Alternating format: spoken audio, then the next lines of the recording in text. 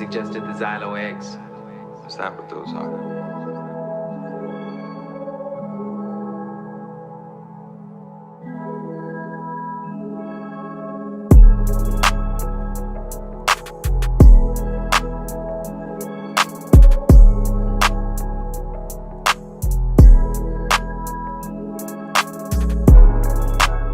Welcome to the Bundles Block, first ever bundle podcast ng The Get Up Hardware. Kasama natin ngayon si Cassie ng CSK 619 at RTH. Salamat. So yun, kasama natin ngayon si Cassie. Isa sa mga hottest bundles dito sa Metro Manila. Nandito siya ngayon. Pinaunlakan yung invitation natin sa kanya dito sa first ever Bundle Blocks episode 1, pilot episode, Cassie. Maraming salamat tol sa pag-anyaya. Siyempre naman. Okay. Pag-usapan natin tol, kwento ka kung paano ka nagsimula mag-graffiti, man. Nagsimula ako siguro hindi graffiti agad. Okay. Mostly tagging. Kasi dito sa Rizal, nakita ko yung mga CSK na may mga gawa sila. May mga sulat na spray paint, may buster sila. Pero wala akong ideya kung ano, ba't nila ginagawa yun, bakit dito maganda makulay yung gawa nila, dito simple lang. Wala akong alam. So, wala, nagsulat lang din ako. Hindi pa kasi sinusulat ko nun. Anong year yun? Anong year ka nagsimula? Siguro nasa late 2011 yun. Mga ganun. That time, sa lugar nyo, CSK. CSK okay. talaga. CSK, Props, RK, CSK, RK. Rizal Knights. Rizal Knights. Alright. Sobrang lakas na Rizal Knights dati nung mga Mismo. panahon yun, men. Shoutout sa kanila, sa mga kuya natin sa RK. Anong taon? 2010, 2011. Nasa ganun, 2010, 2011, ganyan. So, sino nagmulat sa'yo paano ka namulat sa graffiti or sa pagsusulat? May nagtulak ba sa'yo? May nag-udyok or, parang natripan mo lang, gano'n? Mainly, nakikita ko lang siya pag pumapasok ako sa school ng mga taon na yun. Na yun nga, may nakikita ko CSK, may Isba, may Joker. Nakikita ko sila sa daan, sila ako, ganda ang gawa nila. Makulay, tapos dito, may sulat lang. So, ako, napaisip ko kung bakit. So, kakaiba, astig. So, gagawin ginawa ko din, which is yun nga, sulat nga ako. Simpleng broad marker lang na pilot. Tataging lang ako. Parang lahat naman yata ng mga graffiti artist or writer nagsimula sa tagging. Oo, totoo naman. The best talaga yung tagging. Para sa akin, kung nag-write rin ako, siguro magsisimula ako sa mga tagging, man.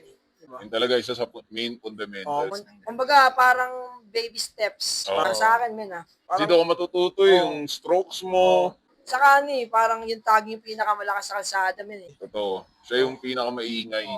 Pinakasimple, yet pinakamaingay na form. Mamaya natin pag-usapan about sa mga, so, kwento ka.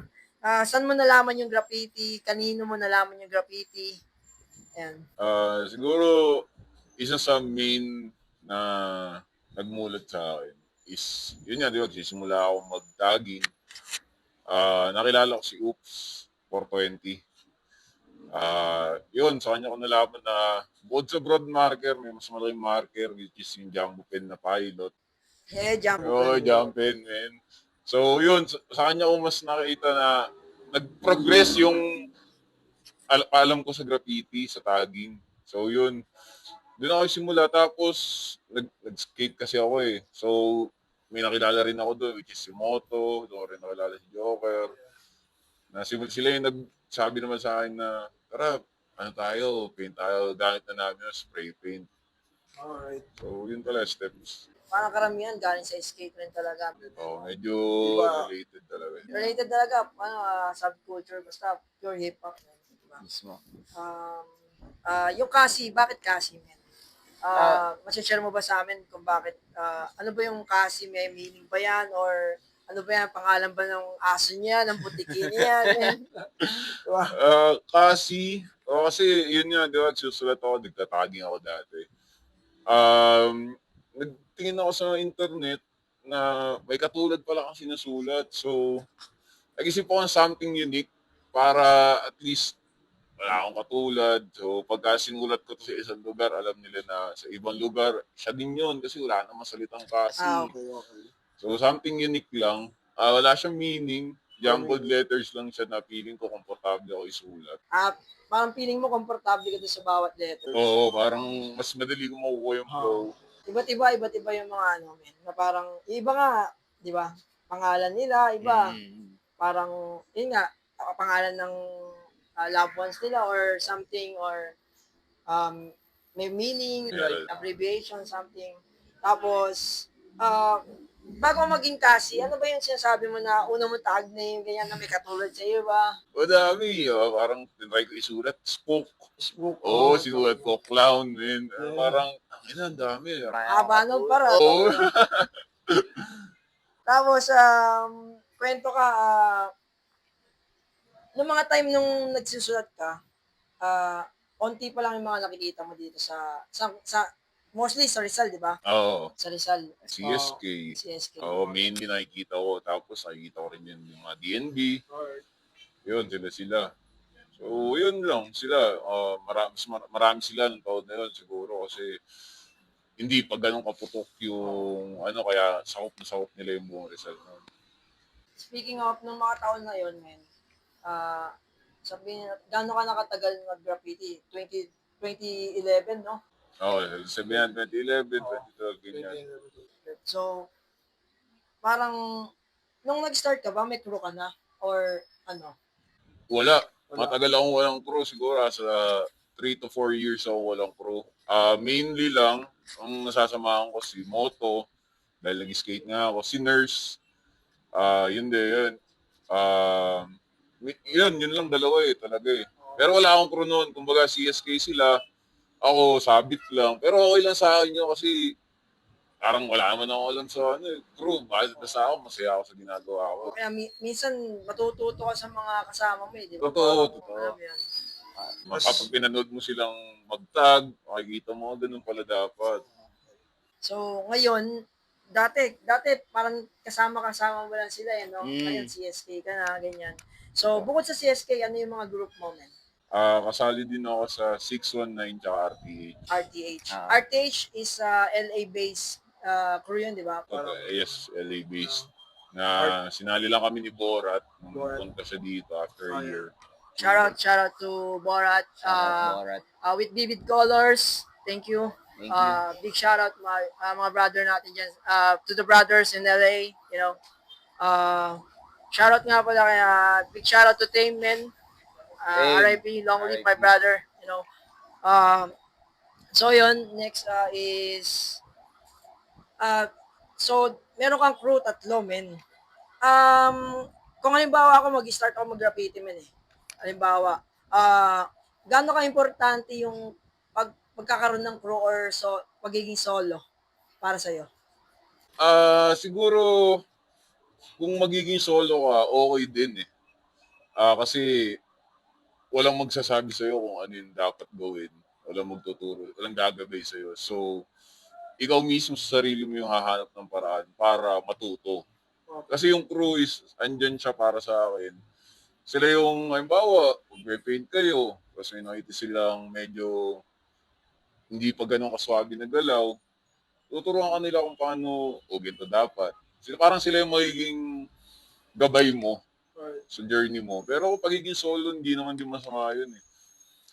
Kasi yun nga, matututo ka sa sarili mo. Medyo mas matagal na progreso, pero may progreso ka pa din. Kasi minsan, pagka solo ka, parang, alam mo yun, pag gagawa ka sa lugar na to, kaya magbabandal ka sa isang establishment, kailangan, mas okay ba maging solo or may kasama? Na parang, alam mo yun, mas makakatulong ba yung crew sa mga get-up mo, ganun?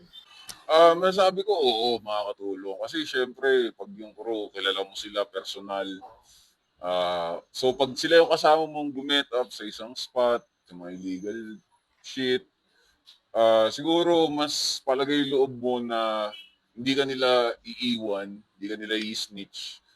Compared sa kasama mo is like nakilala mo lang, hindi mo talaga siya ah, hindi palagay loob mo sa kanya, like first time mo lang babaming, na parang may kaba na Oh, pwede yeah. kanyang iwan, di ba?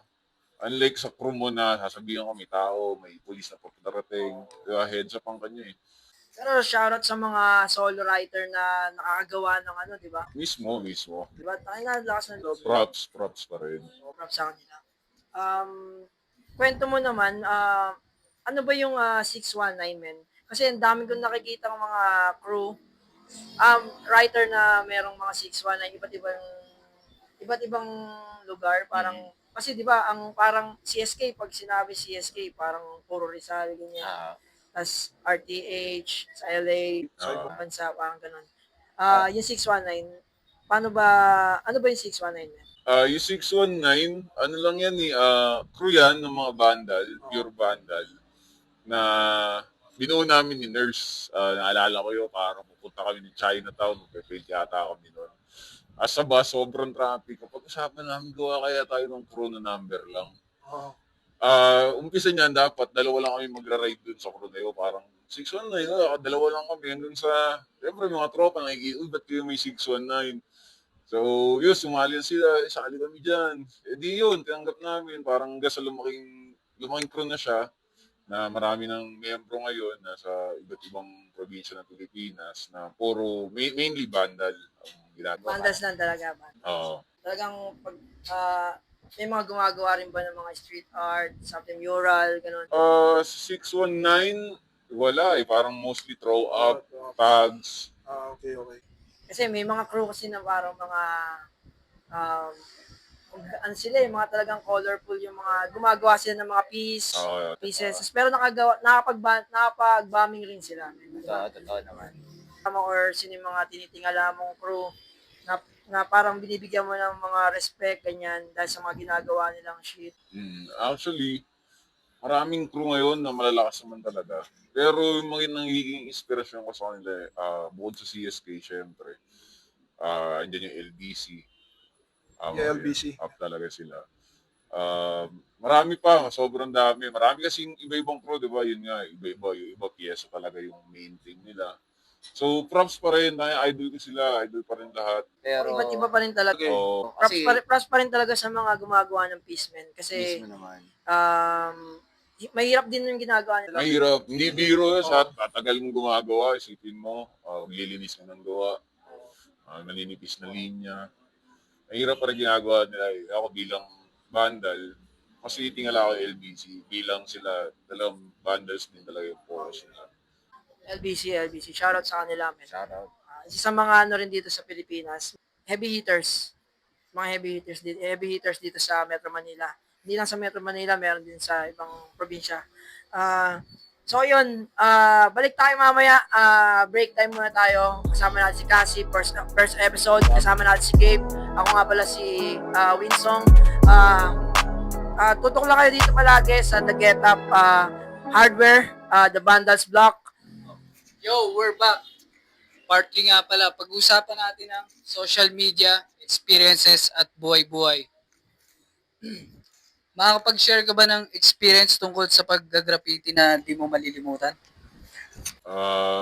Actually, marami. Kasi bawat labas mo, bawat mom mo, iba experience. Pero siguro, isang di ko makakalimutan experience. Siguro. Nagsisimula ako, wala akong means of transportation. Kami ni Nurse, babaming kami. Ako nanghihiram ako ng bike sa pinsan ko na maliit. As ang alam ko si Nurse, parang nanghihiram din siya sa lolo niya ata ng bike para makapag-bombing kami. Alas 2 ng tanghali. Ako nainit nun. Tapos yung bike ko ang liit. Ano maliit? Maliit sa Pambata? pambata siya. Parang mga ano, yung BMX, parang mga BMX na hindi talaga siya sukat sa akin eh. Pero, tangina dahil gusto ko yung ginagawa ko. hot paint na. Oo, ka na. Hot paint. Diretso lang. Kahit mahirap pumunta sa spot. Wala nga kami. Kasama mo si Nurse. Kami. Wala nga kami spot nun. Magagaya lang kami. Tanghali. Isa yun. Siguro bukod dun, masaya experience. Sa medyo nakakatakot na experience naman, siguro yung isang gabi na nag-bombing naman kami ni nurse ulit. Pumunta kami ng Manila. Nakamotor na kami nito. So, laki yung tinalo. Dati nakabike, ngayon nakamotor na. Bike to motor, no? Oo, Dati nakabike, ngayon nakamotor. mismo, man. Pagpunta namin ng Manila, may spot doon si Utah Eaters, may malapit sa tulay. So, tumigil kami para Sa banda, sa Jones. Jones Bridge ata yun. Oo. Tapos, ito yung Duterte era na maraming tukhang. May isang mama na naka-all black siya, naka-helmet, hindi namin siya kilala. Nung pagtigil namin yung spot, siguro mga sa 1 or 2 a.m. na yun, pagtigil namin doon sa spot, sinabihan niya kami na umalis na kayo dito kung ayaw nyo madamay. Yun yung exact na sinabi niya, men. Umalis na kayo kung ayaw nyo madamay. Ayaw madamay. Oo, wala kang alam. So, Ay, kasi tokhang days ng time na. Oo, so di pa na alam na may ganun pala. So umayos kami. Kasi syempre, sabi yung tao eh. Ngayon, pagkabante namin ng onti ni nurse, ang na makikita mo, doon sa entrada lang kami ng tulay eh. Tumigil eh, kasi there's spot. Pagkabante mo ng onte, may mga siguro 5-6 na tao pang nakamotor na all black. Hindi mo sila makikita pagka di sila nailawan ng motor or nasasakyan. As lahat sila may mga baril. So, isa yon sa nakakatakot na experience. Tapos, same night, syempre, di kami nakagawa sa San Juan. I mean, sa Manila. Punta kami sa San Juan ngayon. Same night to. Doon naman sa San Juan, nasundan naman kami ng 2 polis. Naka-big bike sila, naka-Armalite. Pinara nila kami sa parang sa ilalim ng sirang poste. Kunekasyon nila kami, ba't kayo may paint, tapos kung ano daw mga nasa bulsa namin. Ano yung checkpoint? Hindi. Random lang siya na parang, nakapili kami. O, bakit? Wang-wang. Wala. Naka-big bike sila, hindi official na motor ng polis yun. So, pinara nila kami doon sa madilim na spot. Kunekasyon nila, ba't kami may pintura nga. Ano daw, nasa laman ng bulsa namin. So, takot namin, nanginginig kami noong gabing yun. Siyempre, di namin alam gagawin. Naka-Armalite talaga. Literal, Armalite, man. Then kasi galing kayo sa Manila. Oo, may nangyari. May nangyari sa Manila, tapos Mount kami. pumunta kayo sa San Juan. Meron na naman. Oo, mismo, man. Tapos yun, kinapkapan na yung sarili namin. Basically, hubo kami doon. Tapos, Naghubo kayo, men. siyempre, sa kapkapan kami, mataniman, di ba? Oo. Ayaw na yung makulong, puta, pasama mo. Tokhang nga, eh. May makadala kayong paint, syempre. Meron, tapos yun, pinisyon kami, ba't may dala ba kayong paint? Wala lang, bago kami nag-banging, kinakamaga, punta kami sa isang event, na graffiti din, basically, pero piyesa-piyesa. May mga picture kami, ang naging palusot namin sa mga pulis, pauwi kami, di namin alam yung daan, pasalamat kami na hindi kami ginalaw. Inatid kami sa EDSA, parang Sa kayo galing before nung night na yon? Event ata sa QC. So parang ginawa nyo, Ginawa namin siya palusot okay. na, sir, ito galing kami sa event. Part kami itong na-invite na artist. Sadyang nawala lang kami dito sa San Juan, di tayo alam pa uwi. Yun, isa sa pinaka-nakakatakot na experience kasi tangin ng gabing yun, di tayo alam kung makakauwi pa ba kami ng buhay o makukulong kami, mamamatay, di ba? So yun yung pero maraming experience na hindi makakalimutan. Siyempre, kada labas mo, iba yung experience mo. Iba't iba. Kumbaga nasa pelikula kami. Oo, man, parang Iba't ibang episode, iba't ibang parang gano'n na din, di ba? Totoo. Kaya sobrang thrill talaga yung pagbabaming eh. Mismo. Hindi mo alam kung anong nandyan. hindi mo alam kung ano sasalubong sa'yo. Man. Props pa rin sa inyo talaga, men. Solid. Kwento mo kami, men, about sa ano masasabi mo about sa social media? Anong masasabi mo sa eksena sa loob ng social media saka sa eksena sa labas? Siguro ngayon, malaki impact ng social media.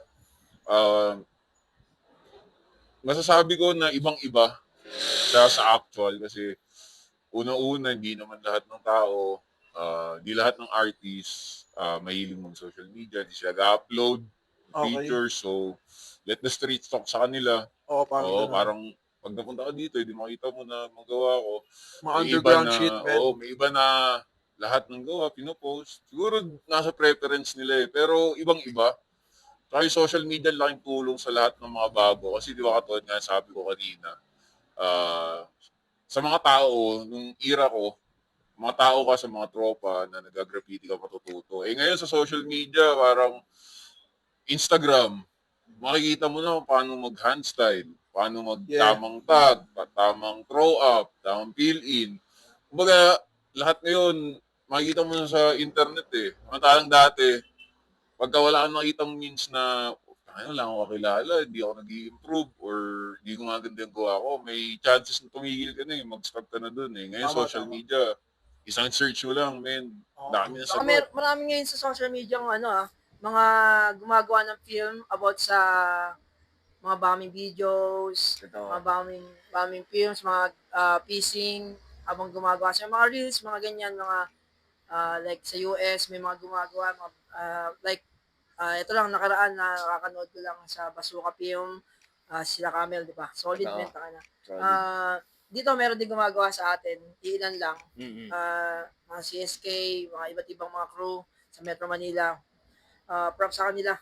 Sana magtuloy-tuloy yung mga ganun. Kasi Totoo. as a graffiti shop, as a writer din, nakakatulong yon sa lahat. Mismo. Saka yung ginagawa natin ngayon, podcast, parang nakakatulong rin sa lahat eh. Magbibigay totoo. tayo ng mga experiences, mga tips, Ideya, o ideya, mga ganyan. Parang magbibigay tayo ng paano kayo nag-starts, di ba? Mm. So, yun. Isa pang tanong, men, about sa experiences, tapos na tayo, men, di ba? About naman sa buhay, paano mo nababalanse yung graffiti sa buhay mo? Paano mo nababalanse yung um, personal na buhay mo sa graffiti? sa akin, medyo mahirap siya, balance bilang tatrabaho ng regular na trabaho, 9 to 5 job. Siyempre, bukod doon, may ibang prioridad sa buhay, may na pamilya, di ba? Kaibigan. Pero pinipilit ko na hanapan siya ng oras. Para sa akin kasi ito yung magiging isa sa enjoyment ko na makagawa ng graffiti, makapag-graffiti. So, bibigyan ko talaga siya ng at least isang araw sa isang linggo. Pinipilit ko na makapagsulat, kahit tagging nga lang, masaya na ako eh. Yun. Paano makaka-apekto ang graffiti sa buhay mo? Malaki epekto niya eh. Kasi para sa akin, sabi ko nga, isa to sa nagbibigay ng enjoyment sa buhay ko. So, parang may kulang. Katulad nung may time na, syempre, hindi naman ako nag-all in dahil maraming ako responsibilidad na bibigyan pansin. Parang may kulang sa akin. Parang kahit na gagampanan ko ibang responsibilidad ko, parang nakaka-burn out. So, wala akong outlet. So, dito ako, bumalik ako sa pag-graffiti. Mas balance na ngayon, masasabi ko yung buhay ko. May part na nag-enjoy ako. Siyempre, stress, di mawawala sa lahat ng tao yan. Iba-iba naman tayo iniisip. So, yun, malaki ang impact niya sa akin, nasasabi ko. Kwento ka, last part natin, patapos na rin naman tayo. Kwento ka about sa mga travels mo. Nung nakaraan, parang nakita ka namin nasa Vietnam kayo, tapos nag-Taiwan ka. Mm-mm. Yun, ayos So, bago natin bago natin puntahan yun, men. Kwento mo sa amin yung pagpunta nila Borat dito sa Pilipinas. Paano ka napasok ng RTH dahil kila Borat, gano'n. Kwento mo. Masayang kwento yan kasi parang random day lang yun, tapos walang pasok. Siyempre, mga schoolboy, di ba? Siners pa rin nakasama ko nito.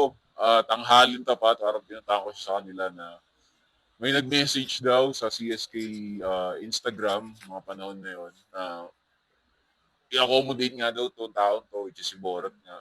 So wala kami idea, sino ba itong nag-message na to? So wala kaming magawa ni nurse, tanghali, punta kami ng Mega Mall. Minute namin si Borat ngayon, ang laki tao, men. Yun, dun yung isa yung first hook-up namin na international talaga. So, ang laking bagay na na-hook up namin siya kasi isa siya sa nagpa-level up pa nung kung anong meron kami that time. Kasi parang naalala ko, nagagalit siya pag yung fill-ins namin hindi solid. Parang sabi niya, yeah. make it solid, bro. Sabi, ba't di niya sinasolid? Solidin nyo. So, yun, doon kami natuto na mag-solid kills. Tapos kasama niya rin si Paper noon na OTR. Yun, punta sila dito. Masaya yung experience na yun. Maraming tutunan. Bagong experience din para sa amin. So, isa siya sa hindi makakalimutan experience.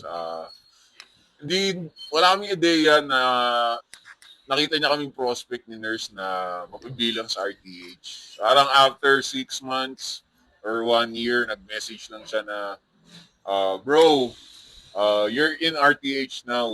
Parang di kami nag-apply na kung gusto namin maging RTH. Wala, sinamahan lang namin siya, nag-enjoy lang kami.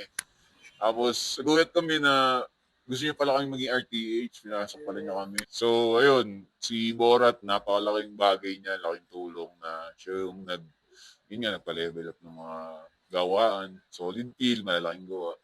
Yun, parang props sa kanya. Okay. Kwento mo naman sa amin, Tol, yung about kay Tame. Kasi si Tame, RTH rin yan eh.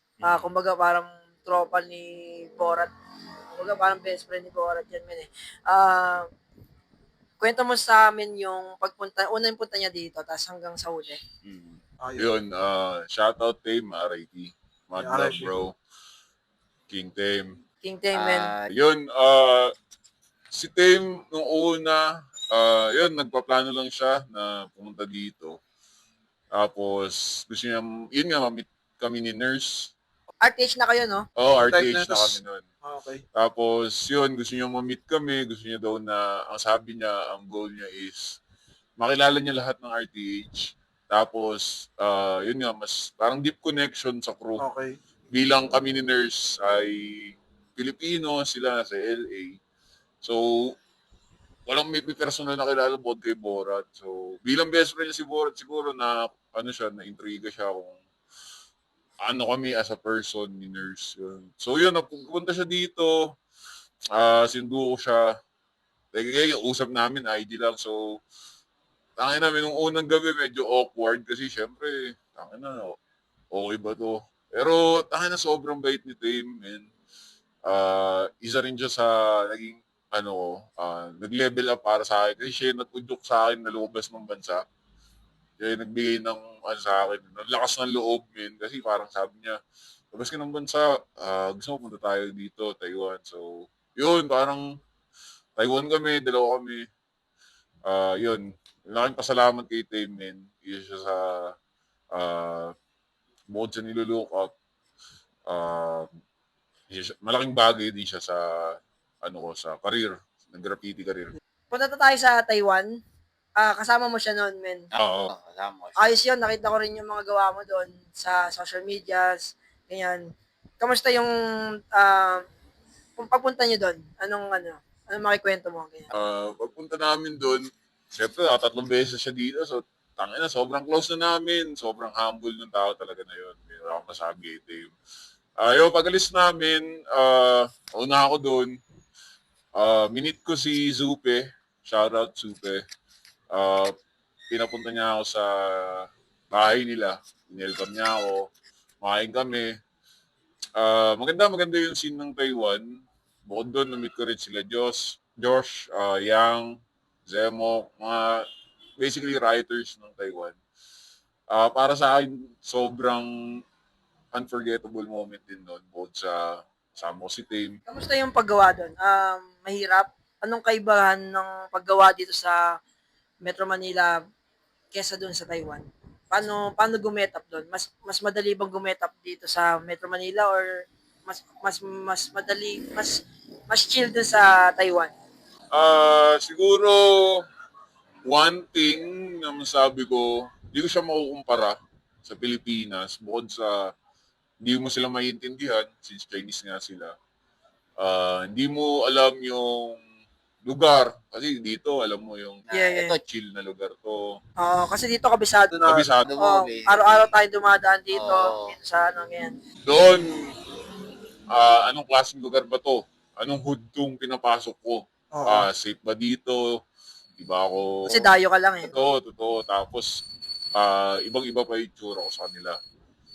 So, talagang hindi mo siya makukumpara, pero pagdating sa getting up doon, pag-paint doon, hindi naman kami pinabayaan ng mga locals. Ginabayan nila kami kung paano yung get up. Pero ang isa sa mahirap doon is ang daming CCTV.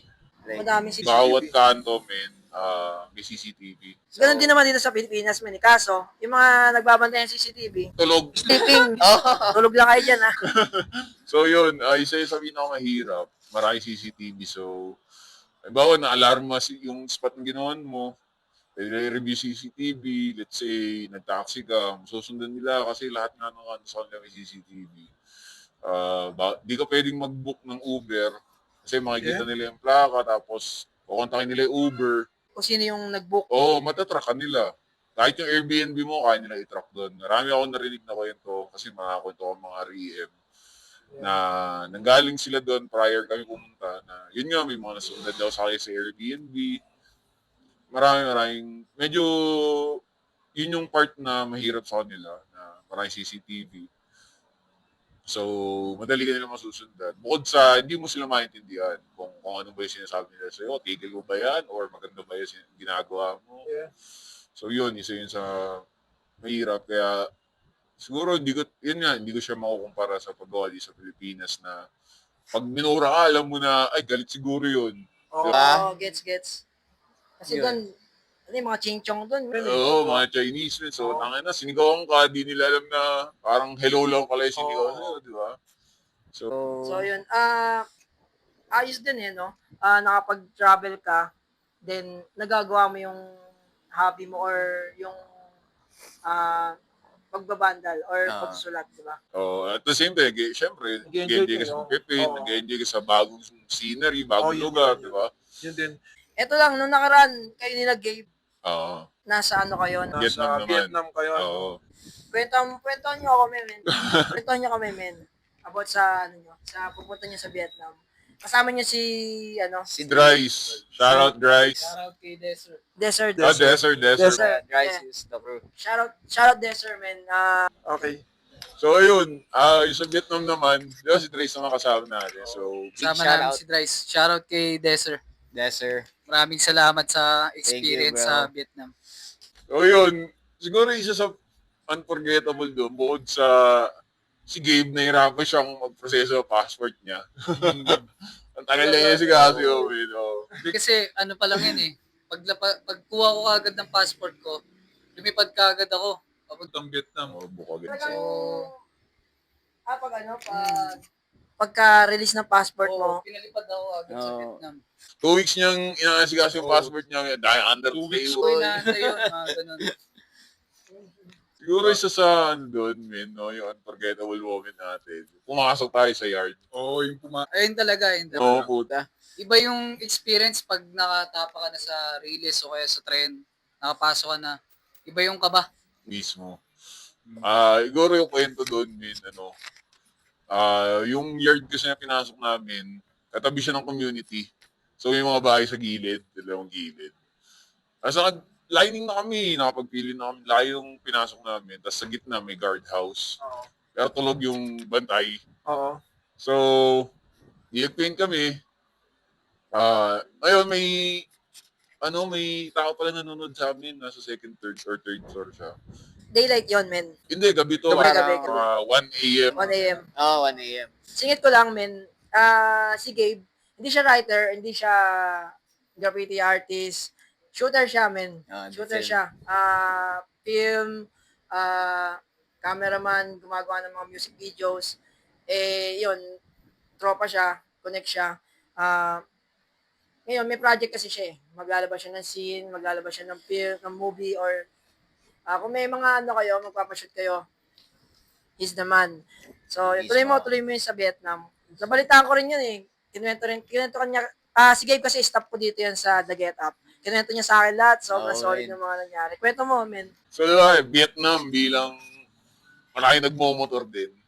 Nag-rent kami ng motor sa kung sino yung nagpaparent sa akin ng Airbnb. Vespa, men. Vespa. Oh, ganda nun eh, no? Vespa. Nakaangas ako, Vespa kami, oh. Bilang Vespa yung na-rent natin nun. May isa pa. May isa pa yung parang Honda Beat ata yun, no? Nobu. Nobu ba? Nag-rent kayo, nag-rent. Oo, rent kami ng motor.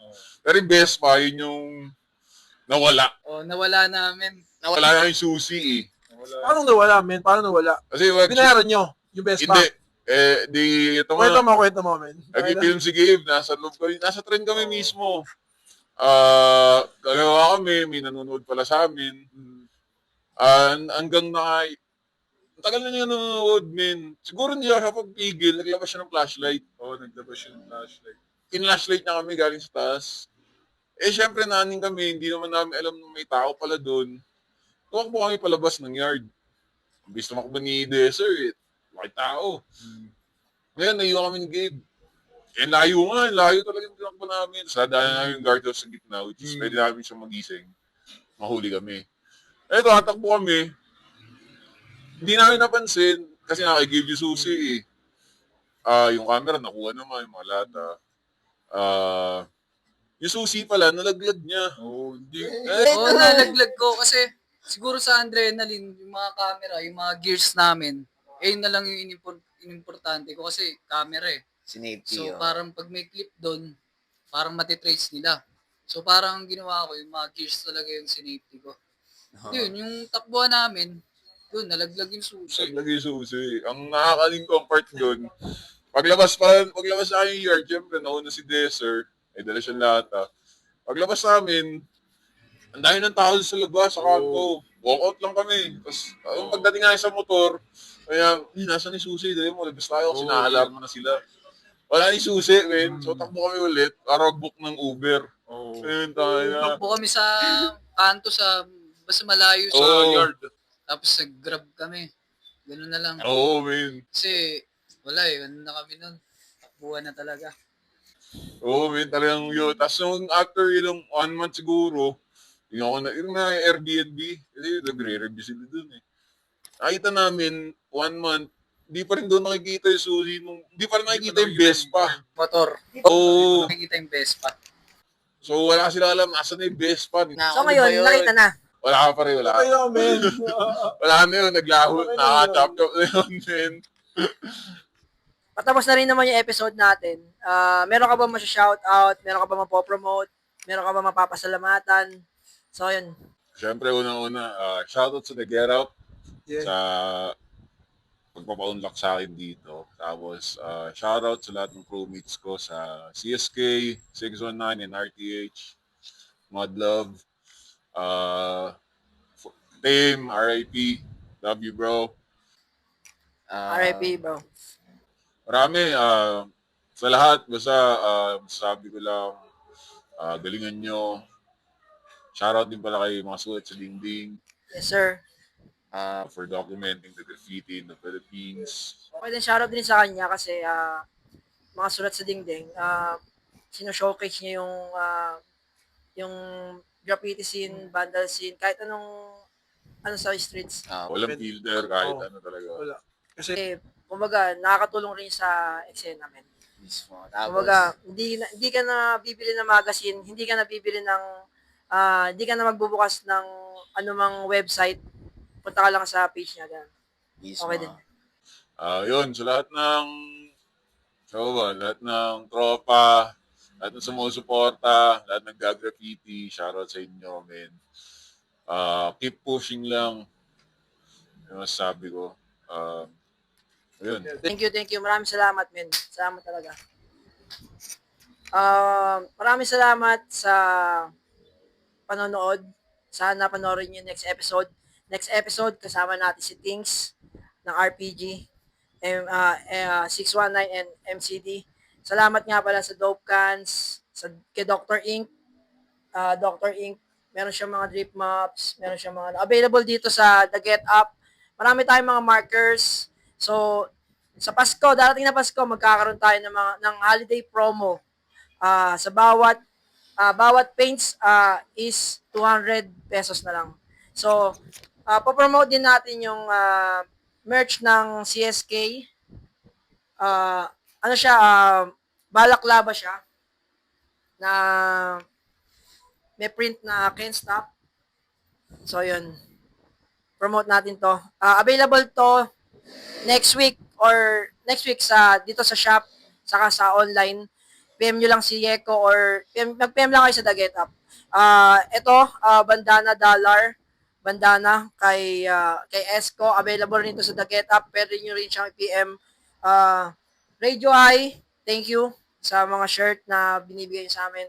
And then, sa lahat ng mga writers dyan, sa artists, thank you.